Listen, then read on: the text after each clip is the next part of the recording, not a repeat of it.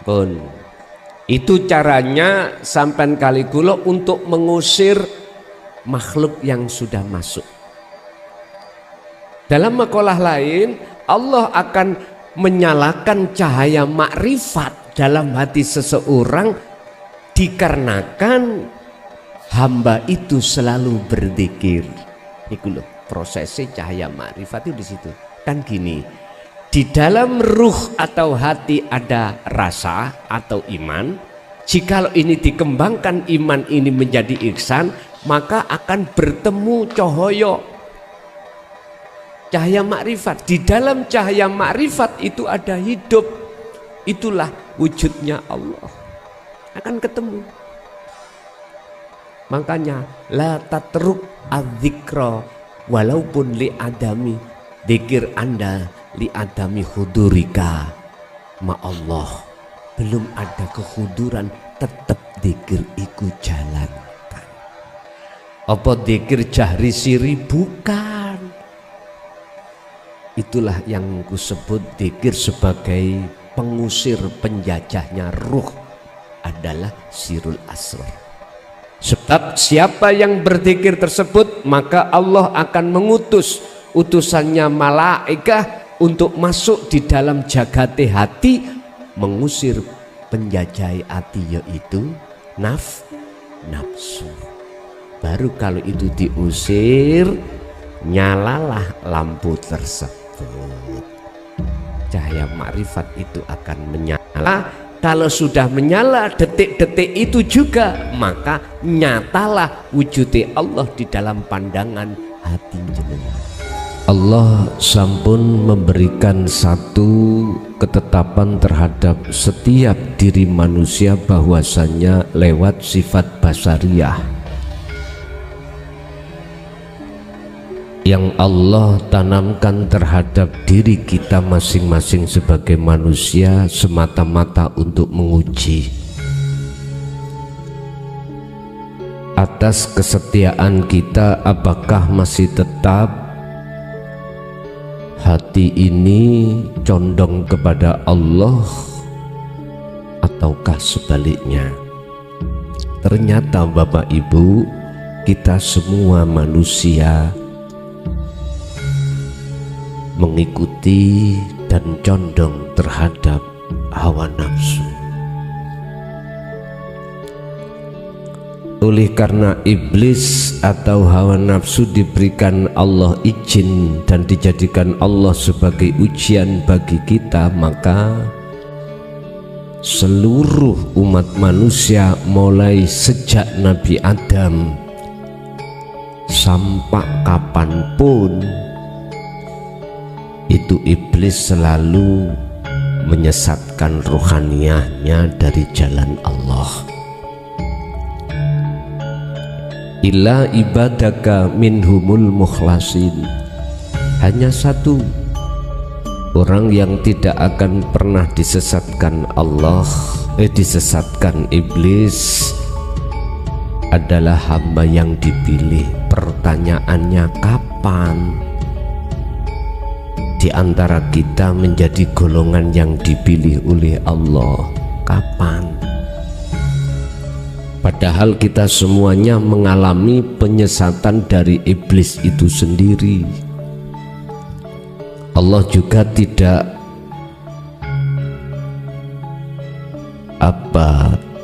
sering-sering atau selalu Allah memberikan fatwa-fatwa lewat Al-Quran terhadap kita bahwasanya janganlah kau ikuti apa yang telah iblis bisikkan di dalam hati kita.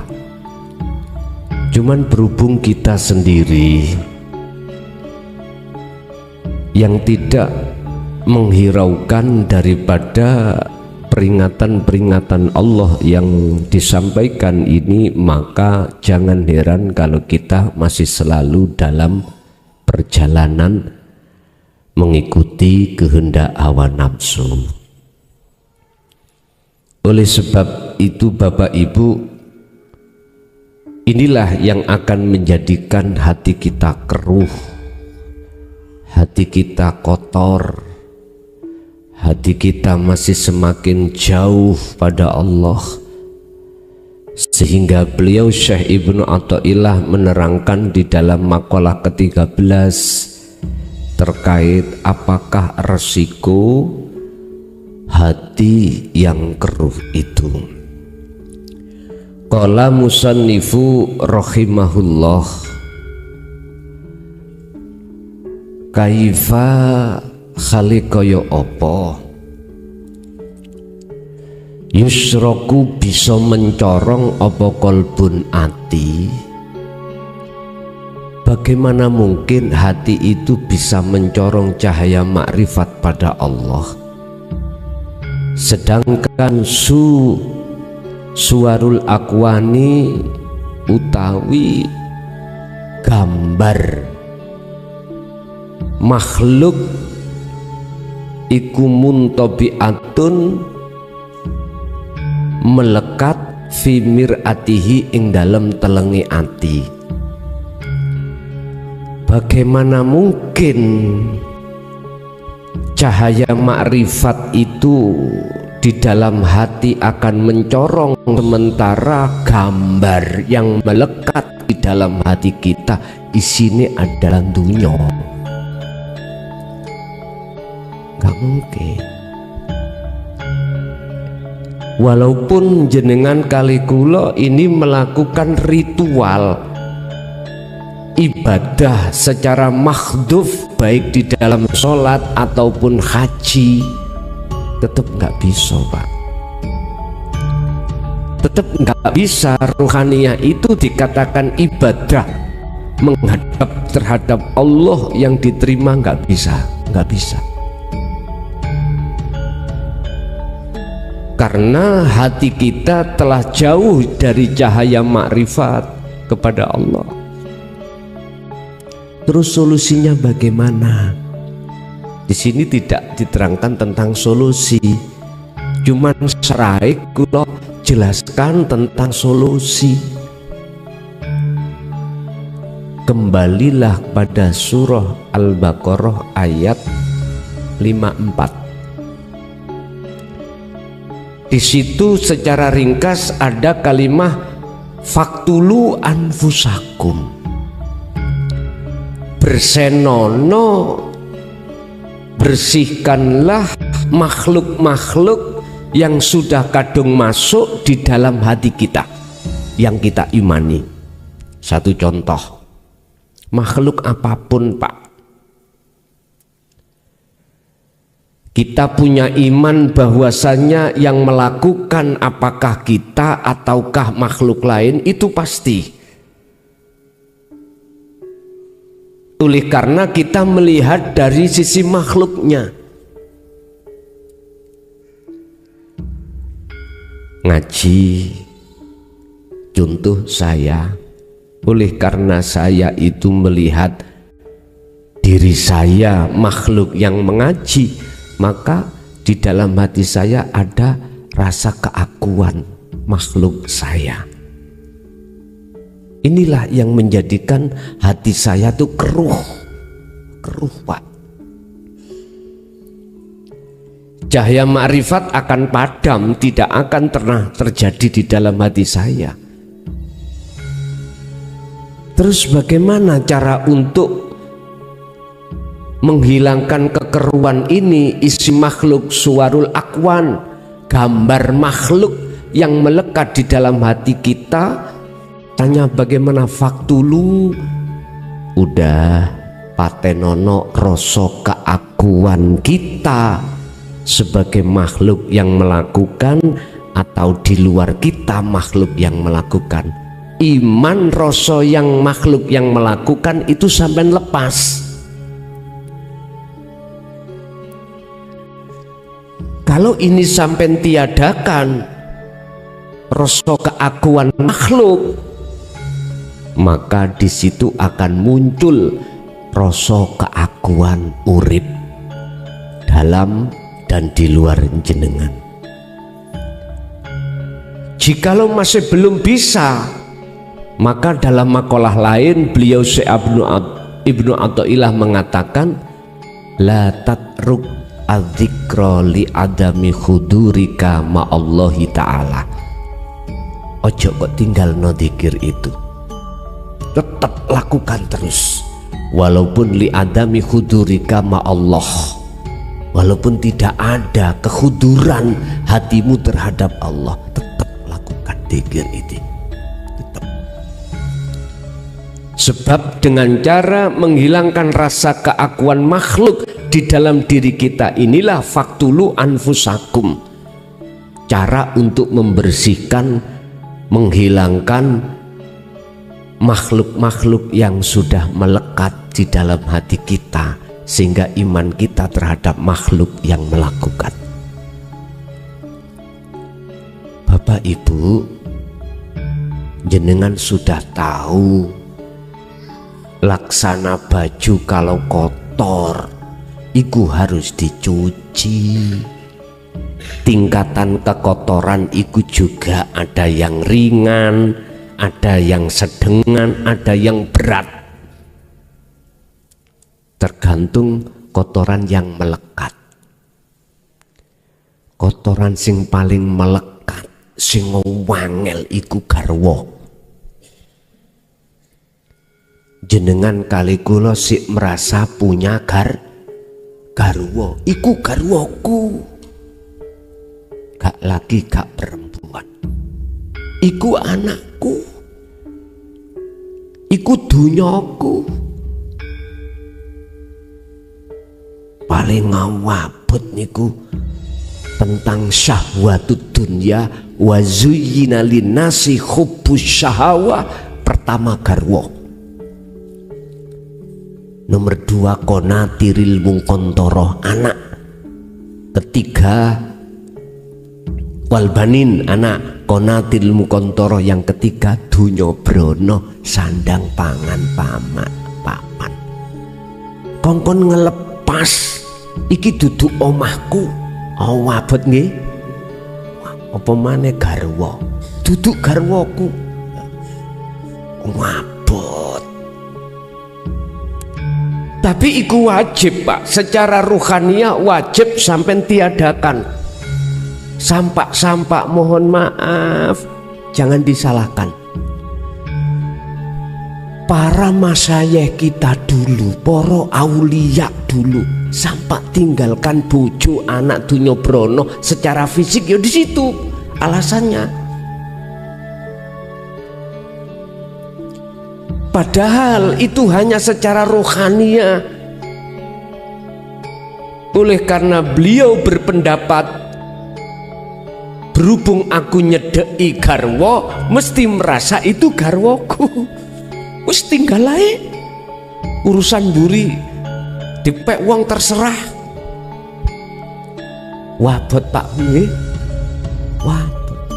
Dulu zaman antara yono, antara wayah yono ngilmu, mudah Pak.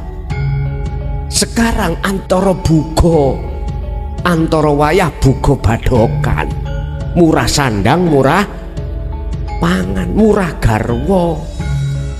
Sampe tinggal di tenggone PA, Pengadilan Agama, pedotan niku sak pirang-pirang Pak. Lho nggih, kula niki sering ngetutake warga kula niku cerai iku sik nom-nom ngono. Si anak siji, anak loro. Makanya sama yang golek pedotan wakeh ngimpi PA.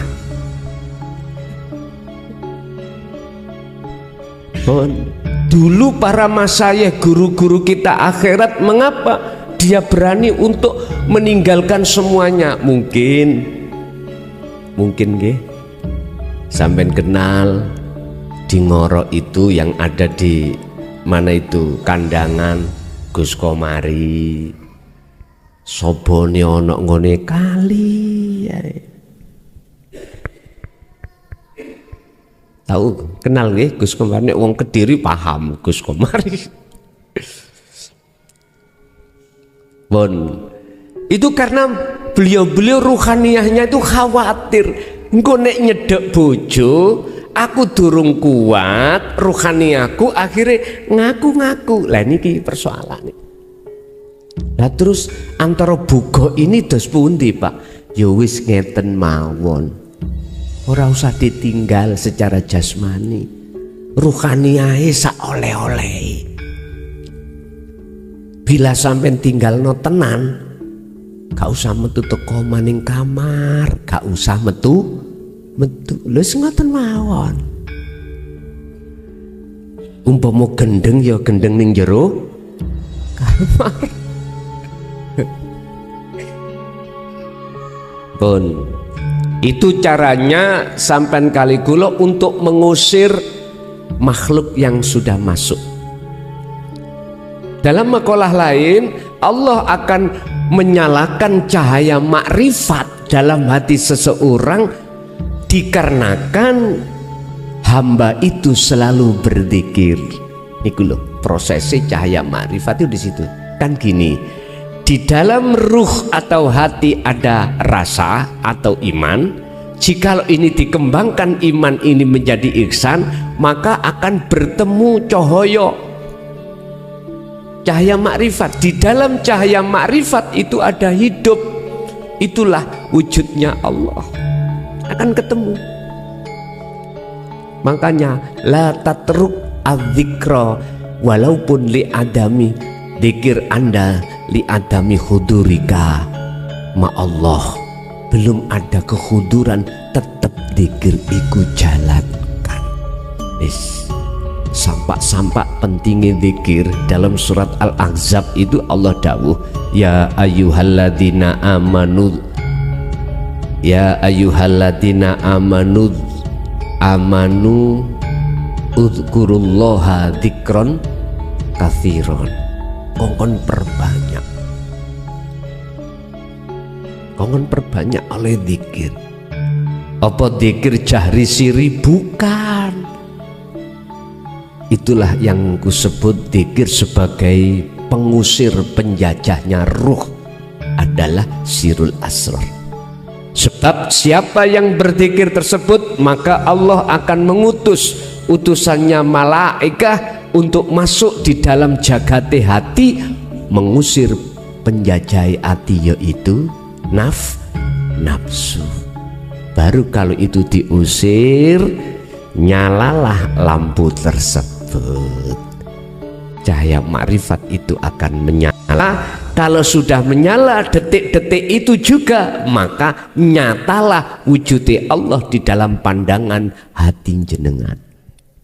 Pun itu satu. Nomor dua,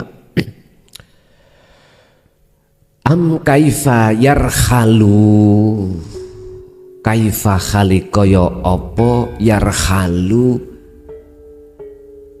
bisa budal opo ati roh iku ilallahi ta'ala maring Allah ta'ala, sedangkan wahuwa khali utawi hati atau ruh iku muqabbalun bisyahwatihi, terikat terantai dengan kesenangan hawa nafsu.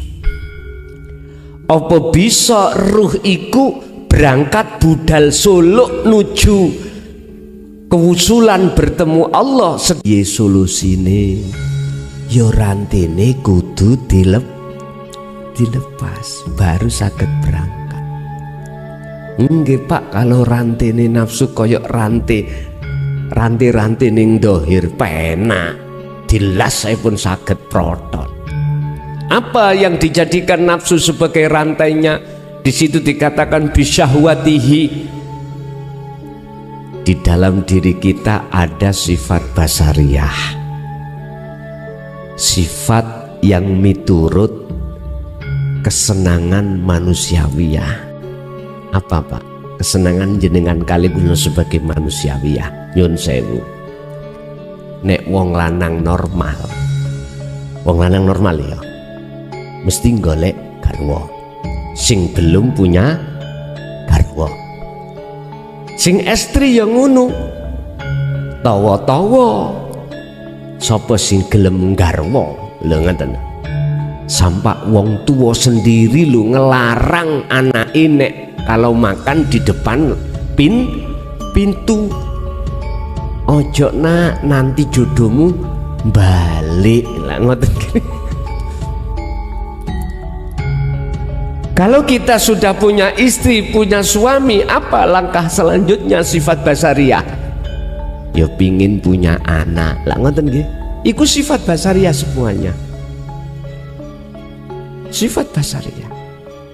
Kalau sudah punya anak, apa selanjutnya sifat basariah menuntut terhadap diri kita sendiri? Sandang pangan papan ya kudu kecukupan. Kalau bisa lebih estu.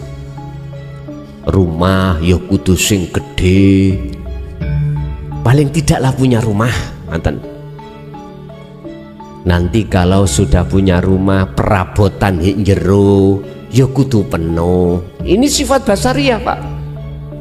Tuntutan sifat basariah yang muncul dari nafsu nafsiyah dalam diri kita. Akhirnya ruhaniyah terbuai dengan alladzi yuwaswisu fi sudurin nas.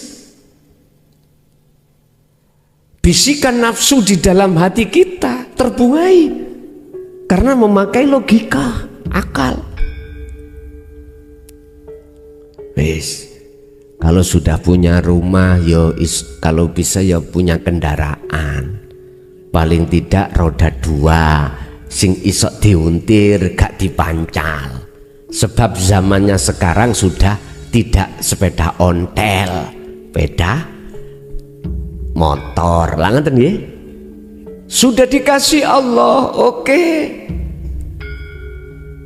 Sifat basariah menuntut hujan-hujan gini kalau penak ngaji budal gak kudanan ya punya roda 4.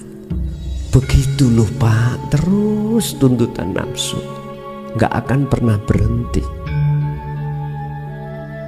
Ketepatan kita jadi kadus, pingin jadi kepala desa, basariah, wajar Pak, menungso. Kalau sudah menjadi kepala desa mungkin pingin jadi bupati. Kalau sudah dari bupati pingin dari gubernur. Semua mendukung ya Pak. Finansial oke, bisnisnya oke, bondo oke, budal. Sampai terakhir jadi presiden. Allah peringatkan, alhaakumut takasur, jikalau kau terus-terus seperti ini, kau akan lalai pada Tuhan, pada Allah. Sampai kapan? Hatta zurtumul maqabir, sampai mati. Lah hukum ini berlaku hanya bagi ahli hijab, ahli syuhud tidak. Karena ahli syuhud tahu Pak, dilarang oleh Allah tidak boleh berbuat fasad, kerusakan di atas bumi. Bukan bumi yang kumaksud niki dunyo. Yang kumaksud bumi ki awak jenengan gili. Inilah yang Nabi Musa peringatkan terhadap kaumnya, innakum dolamtum anfusakum, sesungguhnya kamu hei kaumku telah berbuat dolim terhadap dirimu sendiri. Apa? Membikin Tuhan yang bukan Tuhan, yaitu dunia masuk dalam hati para kaum itu. Kalau bahasa Qur'an bittikhadikumul ijlah, membikin anak sapi sebagai sesembahan pada zaman itu. Padahal itu kinayah, iku sanepan. Padahal anak sapi kalau dibiarkan menjadi sapi gede. Ya inilah Pak, nek gak garwa ya anak, nek gak anak ya dunya bro. Ya iku anak sapi kalau gak ndang dibeleh seperti kemarin ya, menjadi bapak sapi. Makanya bapak sapi langsung beleo, mboke sapi sampai beleo, cek gak mana disebut anak sapi. Enggak kita beleh sapi ini dohire, sementara sapi sing ono njero dibiarkan, rugi jenengan kalih kula. Bapak Ibu hadirin jamaah rahimakumullah. Apa solusinya rantai yang ada pada diri kita yang dijadikan nafsu merantai kita, yaitu kesenangan sifat basariyah? Caranya bagaimana untuk melepas?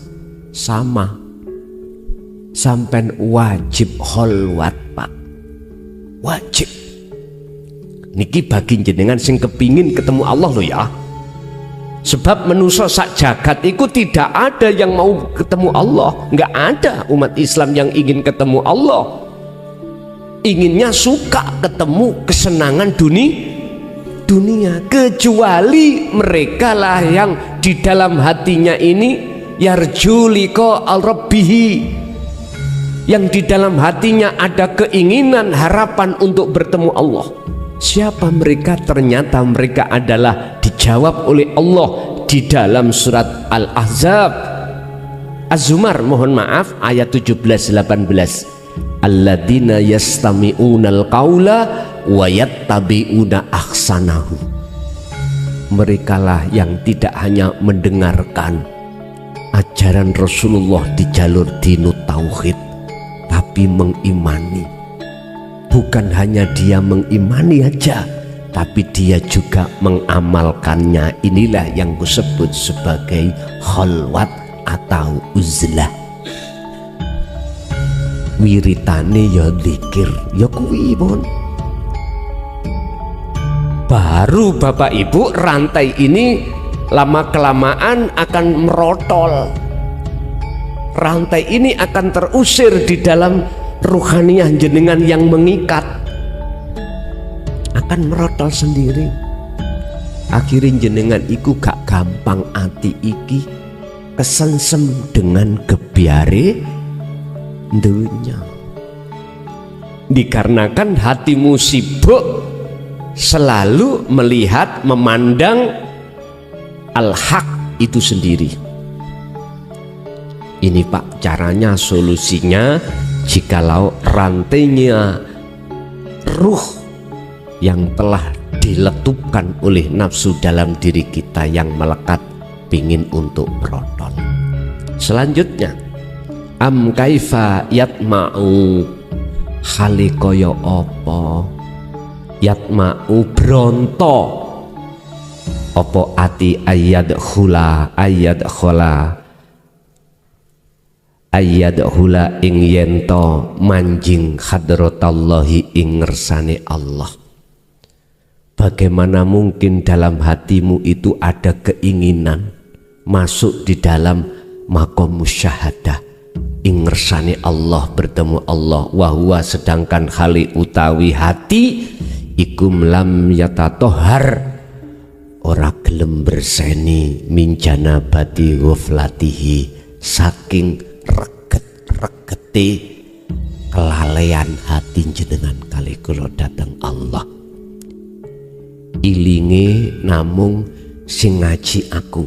Nah, kesadaran yang ada dalam hatiku, oh sing nyolong pelemku si A, atiku eling sing nyolong si A, atiku beriman yang melakukan si A, si B, si C, dan seterusnya. Termasuk diri kita merasa itu.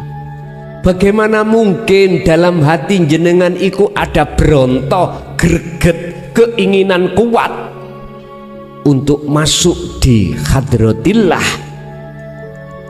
bertemu Allah, sedangkan dalam hati kita masih dalam keadaan kotor alias gak mau untuk bersuci dari kelalaian. Intine apa mungkin jenengan saged dumugi wusul sementara jenengan ora gelem dzikir. Ngoten intine. Dzikir yang kumaksud di sini adalah pelepasan rasa keakuan hamba yang segala-galanya, yang bisa ini, bisa itu, punya ini, punya itu. Inilah yang kumaksud dzikir, melepaskan keakuan ini. Bagaimana mungkin kita akan bisa sampai ke hadratillah lawang kita itu ingkar dari dzikir tersebut? Makanya saya katakan jenengan sing ono syariat dididik tauhid la ilaha illallah dengan wirid dzikir jahri, jenengan yang ditorikoh dengan tauhid la ilaha illahua yang dididik dengan dzikir sirri. Apa bisa mungkin ke hadratillah suluk jenengan, sementara jikalau jenengan ini menolak sirul asrar? Boten saged.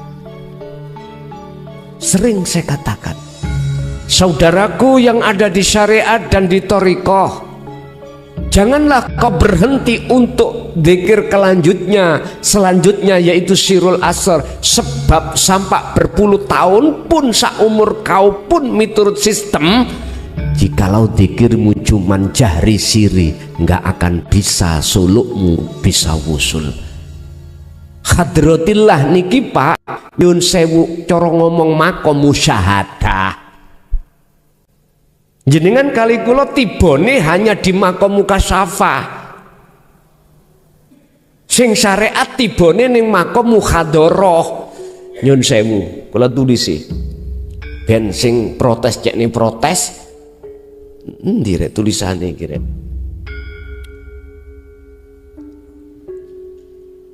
Nah iki nek jenengan geding ngambek aku gedingo gak popo, nek jenengan tolak sampean tolak ra popo. Kula mboten enten paksaan untuk percaya dengan keterangan ini kok.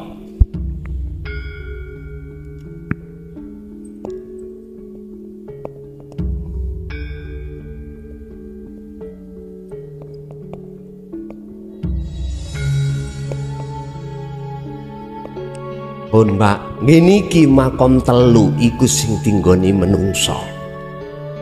Muhadharah ya ini alam kasunyatan Pak, alam fisik jasad-jasad ini. Lah mukasyafah adalah alam kebukae gaib makhluk. Gaib makhluk siapapun sing gaib iku dibuka Allah.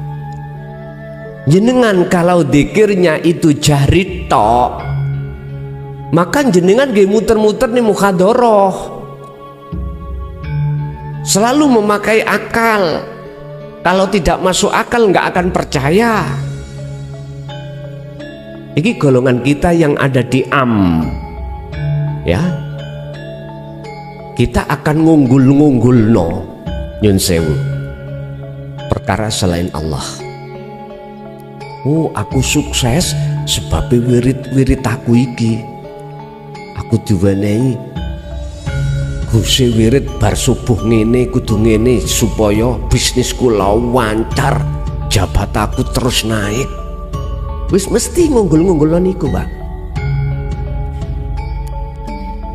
Kalau ini sampai biarkan Bapak Ibu, fi qulubihim maradun fazadahumullahu marada, Allah pasti akan memberikan penyakit di dalam hati kita, semakin berat penyakit ini. Nggih. Padahal kita sadari atau tidak, apa yang kita bangga-banggakan selain Allah ini, jenengan ditinggalkan badan, ditinggalkan. Kita akan berpisah. Setinggi apapun jabatan jenengan pasti akan pisah. Sekaya pun dunia panjenengan pasti akan berpisah. Sebanyak apapun istrimu pasti akan berpisah. Ngono ae waktu sik enom gagah-gagahe wes sapa sira sapa ingsun ora ngerti. Bayu pun fi qulubihim maradun fazadahumullahu marada. Terus no tutuk no karepmu jari Gusti Allah, tapi ilingo kuwi di dalamnya itu penuh dengan siksaku yang tidak kau ketahui, sehingga suksesmu itu kujadikan sebagai istidratku, pengluluku terhadap dirimu, tapi kau tidak sadar. Pun langkah kedua, Kita mengenal tauhid la ilaha illallah. Kita yang ada di thariqah diajarkan dzikir sirri. Di dalam hati kita mengucap Allah, Allah terus entah berapa puluh ribu setiap hari. Ini Pak bahayanya jikalau tidak jenengan sertai sirul asrar. Jeduke jenengan pol-polane ning makom mukasyafah kekancan sampean adalah ghaib makhluk, bisa muncul karomah dari cahaya, bisa muncul karomah dari nar api, tergantung ilmu sing sampean lakoni. Geni ambek sentolop iku iso dibuat dijadikan mencari ayam yang hilang. Ya, mungkin jenengan dulu pernah ada istilah ilmu putih, ilmu hitam lah ngana. Dengan ilmu hitam jenengan iku bisa mendatangkan nar, apa? Cahaya yang ditimbulkan dari api. Ada tamu pitike ilang didelok saged padang. Oh si A si nyolong. Ilmu putih berarti malaikat. Jenengan ono tamu nyun sewu, bojoku iki selingkuh maneh apa gak? Tahu? Iya. Kalih tiang pundi? Kalih tiang mriko lho pundi? Tiang kencong. Omahe ngadep ngidul. Ngoten. Rambutnya rada dawa dedek. Nggih ketinggal gambar ngoten niku. Jek goleki dompete ilang. Nyun sewu, Pak. Dompetku isine surat-surat penting niki, Pak, ngoten. Wonten pundi? Oh digawa wong kae, mang ceblok digawa wong kae wis paranono nang omahe. Ana tamu teka, nyun sewu lho ya. Nyun sewu, duwe masalah. Masalahe gara-gara bapak iki mang selingkuh, bojone njaluk pegat gak gelem disopo. Jangankan disopo, dijak kelone gak gelem, mingkur minggat nang wong tuwane. Terus datang arepe ngomong langsung dilokno, raimu kaya bedes.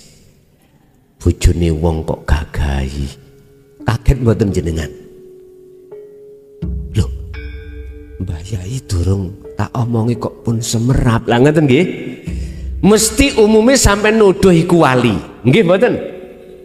Tolong tak klarifikasi. Apa sih wali? Jamak dari aulia.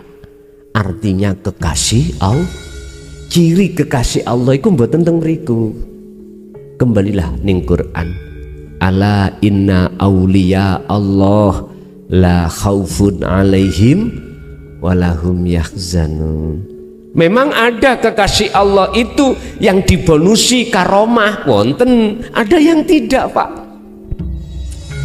Artinya karomah kasyaf itu tidak dijadikan sebagai tanda dari kewalian seseorang pada Allah, tidak bisa. Niku batal. Estu utange akeh moro Mbah Yai. Estu kula niki berutang boten saged mantuk. Tolong sampeyan dudono nomor suk Rebo ngarep. Misale menut angger akhir diterawang kali Mbah Yai mang. Wis kuwi aja mulih-mulih ya. Saiki dina apa? Saiki dina Selasa, meni Rebo. Rebo meni ae mulia, saiki bengi ana kene bersenono WC-ku, bersenono ngarepe omahku. Lah. Mergae ning kono wis beliaunya sudah diketahukan oleh Allah. Akhirnya pinter oleh ngerames nomor WC piro ya. Adi kitabe dibuka nggih. Ketemu, Pak. Piro WC ku? Wis. Terus iki aku kok kon bersih-bersih ning lahane Mbah Yai yo. Dibersihne. Njukuk sapu. Sapu nomor piro ya? Lungutan kok ya pas Gusti Allah ngijabahi gitu ya Pak ya. Cocok loh, mesti jenengan mastani wah iki waline Allah, ngerti sadurunge terjadi. Maneh karomah lagi jenengan iki dolanan kliwar-kliwure malaikat alam malakut tampak estu malaikat Israel kare mau njukuk bebek nih kate nanti bebekmu meneh jam 10 tak jupuk. Oh ngono ah.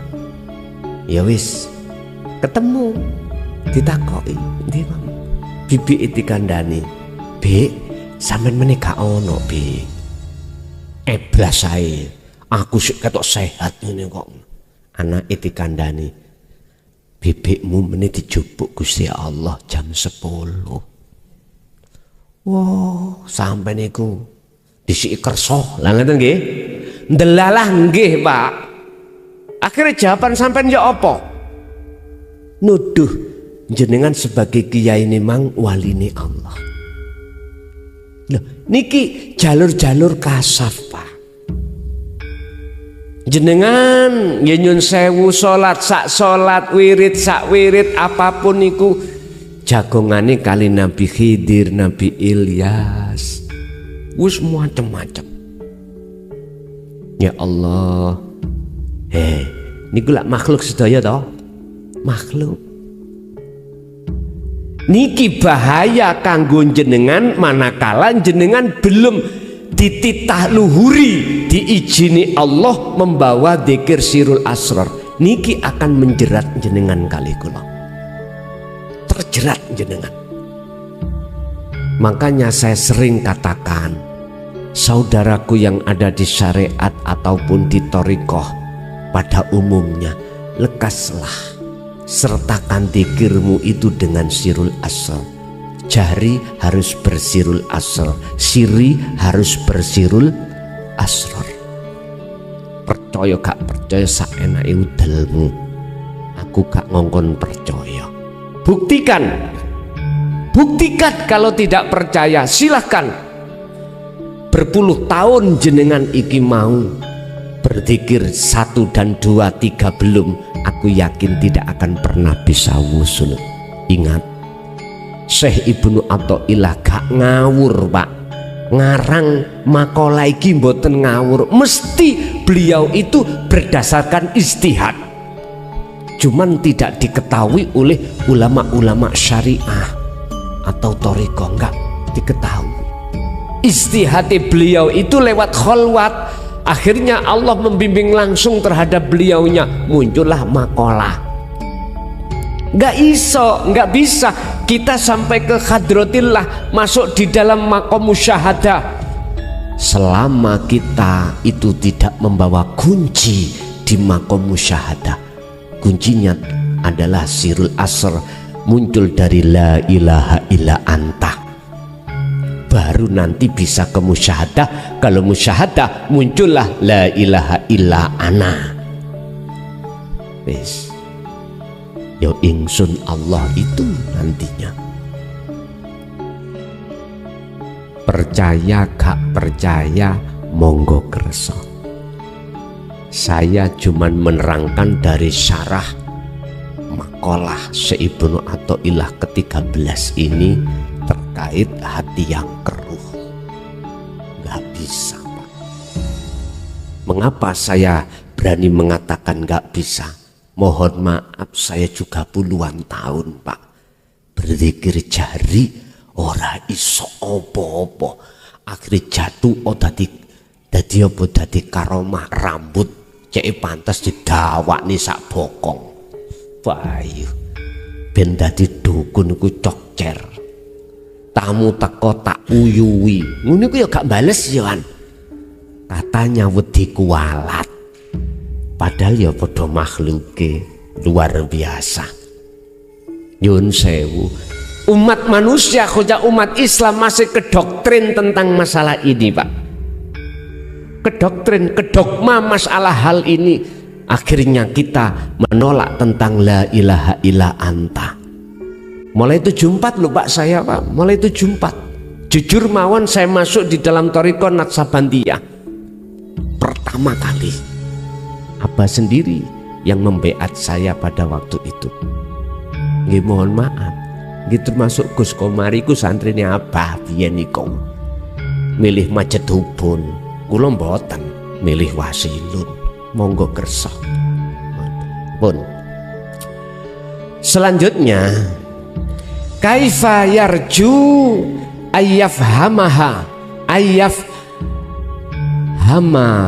daqaiqul asrar. Kaifa khalikoyo apa yarju ning ati sampean duwe kekarepan ayyafhama ing yen to faham daqaiqul asrari ing lembut-lembute arti rahasia ilmune Allah, maksud ilmu hakikat makrifat.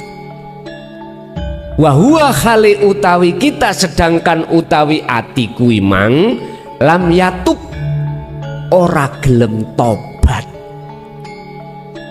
ora gelem tobat min hafawatihi saking kelalaiane ati. Bagaimana mungkin jenengan akan paham permakolah ya, ilmu-ilmu rahasiane siri Allah, wong sedangkan kita itu dalam hati gelem tobat masalah lali nang Allah. Boten mungkin. Bagaimana mungkin jenengan akan dipahamkan oleh Allah tentang ilmu sir-sir lembute rahasiane Allah, lawang sementara jenengan kali kula gelem boten purun tobat sangka dene lali sangka Gusti Allah. Bagaimana mungkin kita akan bisa paham tentang ilmu hakikat makrifat Allah sementara kita itu tidak mau untuk menghilangkan keluar dari rasa lalai terhadap Allah? Nggak mungkin Pak. Mestinya kita itu harus prosesnya hilangkan dulu rasa kelalaian hati kita dari Allah. Kita lalai dari Allah itu karena ada muncul rasa keakuan diri makhluk yang memenuhi dalam hati kita Pak. Ini kudu dibersihkan dulu. Kalau ini sudah bersih, maka daqaiqul asrar, lembut-lembute rahasiane ilmu Allah yang bagaimanapun Anda akan paham. Makanya membaca makalah hikam ini jenengan nek dereng ni musyahadah mohal tahu makosidul a'dhamnya.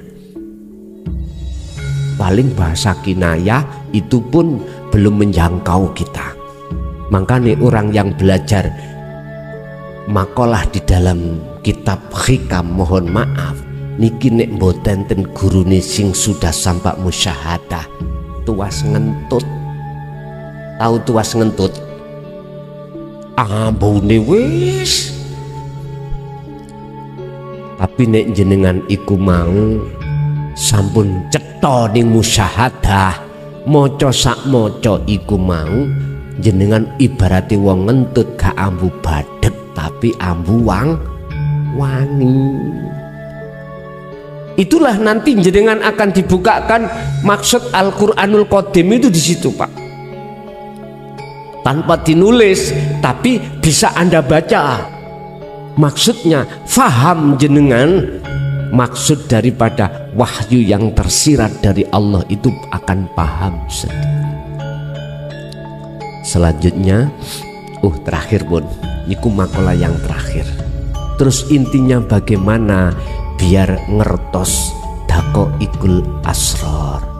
Pertama yo ngaji dulu. Kita mengikuti ajaran Rasulullah di jalur tauhid, di jalur hakikat, dinut tauhid. Wis nek gak paham yo teko nek wis paham gak usah takok, cek gak ngebek-ngebeki WA ya. WA ku lho kari 3.000. Dadi sing WA mulai sejak tak umumno niku tak hapus, mlebu tak hapus gak tak jawab. Lah aku nyelesekno sing wis-wis sing hampir 1 bulan iki tek. Nyene belum diweni Allah kesempatan lho Pak. Kula hitung wau kanten 3.000 pira. Nek didik 3.013 apa piye man. Mboten napa-napa. Tak selesekne dulu baru takono. Mengki tak umumno pun Pak. Bingkile sampun ready semuanya. Monggo sepeda motor sing rusak sampean dandakno kene tak jawab lho ngoten mengki. Pun tenang mawon. Pun Bapak Ibu, kalau kita sudah paham tentang ajaran dinut tauhidnya, bagaimana cara menghilangkan keruhnya hati, yaitu khalwat dengan dzikir, lakukan itu terus. Maka jikalau sudah ke musyahadah makom terakhir, musyahadah itu makom persaksian yang benar. Makom bersaksi yang benar itu adalah yang menyaksikan dan yang disaksikan itu pelakunya tunggal. Berarti yang melihat Allah itu Allah sendiri. Wis iku lho nek cara ilmu sejati ku syahadat tunggal. Setelah syahadata ini, syahadat loro, nyeksekno Allah wujude urip, nyeksekno Muhammad wujude makhluk semua sak donya, lalu masuklah syahadat tunggal, Allah dohir Allah batin. Sehingga enggak ada dohir, enggak ada batin, sebutan enggak ada. Wis meneng kayak wong colo. Ya udah. Ruhaniyah pun kesimpulannya yang menjadikan hati kita keruh adalah perkara-perkara selain Allah yang kita imani. Wa may yakfur bitaghut, barang siapa meninggalkan iman selain Allah lewat khalwat dzikir tadi, maka wayu mimpilah imanmu yang tauhid selain Allah lepas akan menjadi iman hanya pada Allah. Artinya keingsunan Allah di dalam diri jenengan akan menggelora. Pun itulah ahad. Allah dawuh dalam satu ayat, ani butullaha wastanibut tauhid. Arahkanlah ruhaniyahmu terhadap Allah, wastanibu, dan jauhilah atau huta ing piro-piro selain Allah. Pun inilah pelajaran ruhaniyah jenengan kali kula di dalam tauhid ini, khusus terkait masalah maqalah 13, masalah akibat keruhnya hati. Ternyata kekeruhan itulah menjadikan satu, hati kita buta, dua, semakin jauh pada Allah, tiga, semakin tersiksa hati panjenengan kali kula. Bapak Ibu hadirin, itu apa yang bisa kami sampaikan.